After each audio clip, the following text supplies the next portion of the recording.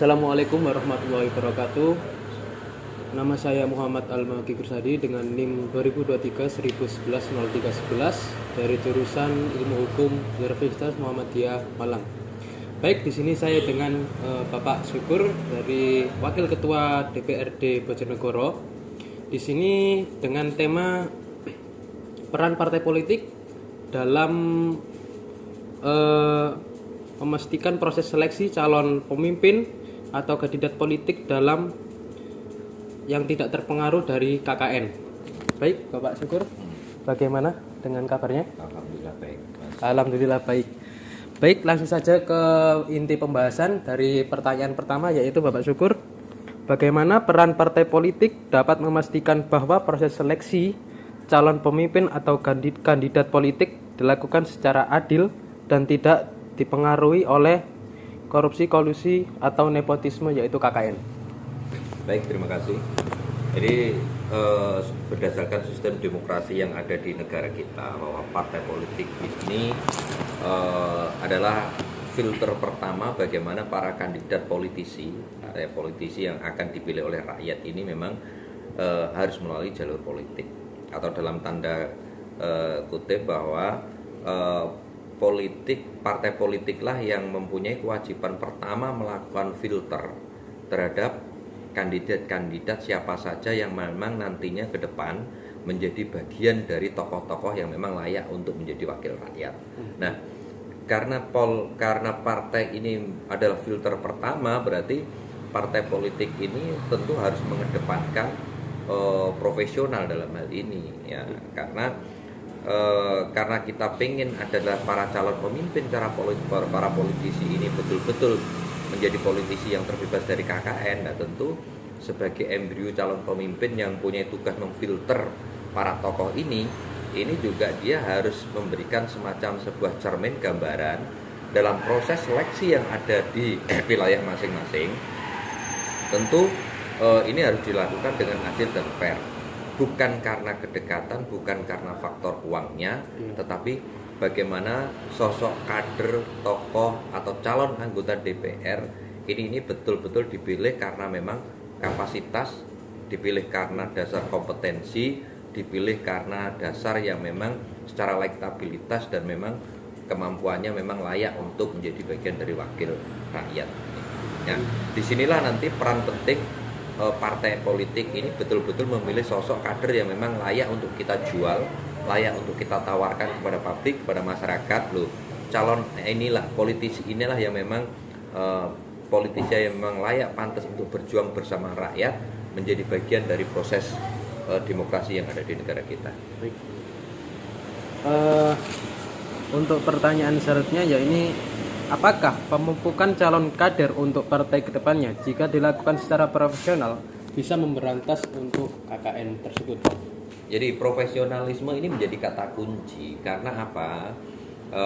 Ketika proses rekrutmennya dilakukan secara profesional, tidak jauh dari kata KKN, mengedepankan profesionalisme atau kapasitas seseorang untuk layak dipilih.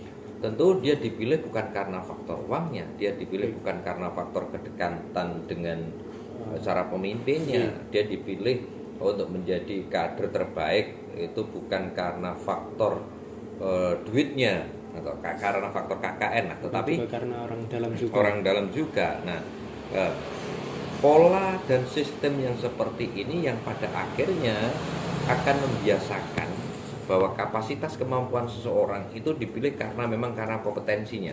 Nah, karena dasar kompetensi, disinilah dia punya kapasitas untuk berjuang, untuk menjadi seorang politisi, untuk menjadi seorang yang berhasil di tokoh politik, karena dia tidak mengeluarkan kos yang sangat tinggi, karena dipilih bukan karena faktor uangnya, dipilih karena kapasitas dan kompetensinya. Pada akhirnya apa? Yang terjadi adalah kos politik yang timbul akibat proses demokrasi ini kan minim. Nah, ketika ini terjadi, tentu dia tidak akan menghalalkan segala cara di dalam rangka dia mencari uang, sumber-sumber pendanaan, tetapi karena dari fasilitas yang dimiliki ini sudah dirasa cukup, karena dalam tanda kutip bahwa politisi ini dipilih bukan karena faktor KKN, bukan karena faktor uangnya, tapi dia dipilih karena rakyat, karena kedekatan dengan rakyat, karena kompetensinya yang layak, karena kapasitasnya yang bagus, bukan dipilih karena melalui proses kos politik yang tinggi. Lah inilah yang sebenarnya yang harus dikedepankan. Baik. Jadi itu ada 2 pertanyaan dan selanjutnya ada satu pertanyaan lagi Bapak. Oke, bagaimana? Iya, monggo. Dan untuk pertanyaan selanjutnya ya ini, menurut Bapak bisa apakah tidak jika Indonesia bebas dari KKN apabila semua prosedur partai sudah terlaksana?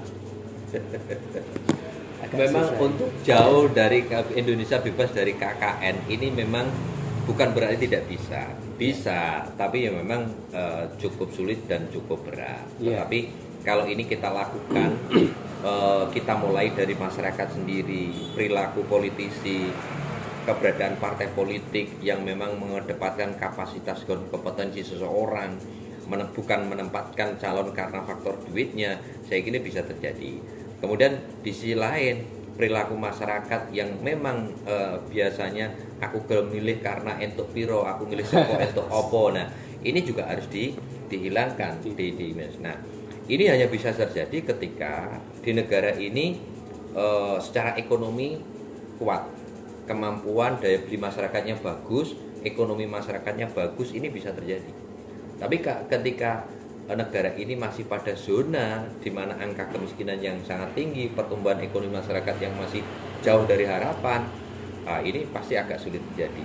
Apalagi di mana-mana kebijakan-kebijakan yang pro terhadap masyarakat masih kurang dan lain sebagainya, ya memang agak terlalu sulit. Nah, tapi bukan berarti tidak bisa. Ini bisa ketika tingkat kesadaran masyarakat akan money politik. Jadi memilih seseorang karena memang kapasitas dan kompetensinya, bukan memilih seseorang karena uangnya atau isi tasnya atau amplopnya.